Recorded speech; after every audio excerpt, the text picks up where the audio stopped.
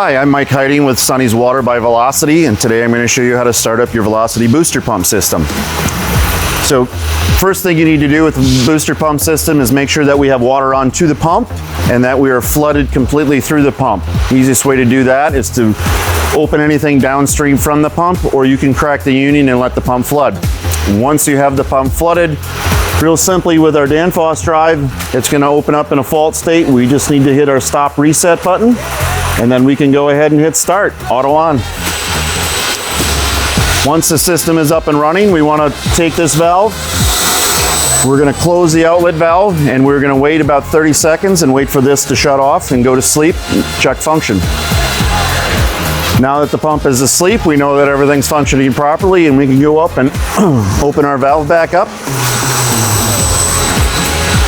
Now that your booster pump is up and running, you can check out the rest of our YouTube videos for installation of your other equipment, or contact technical support with any questions.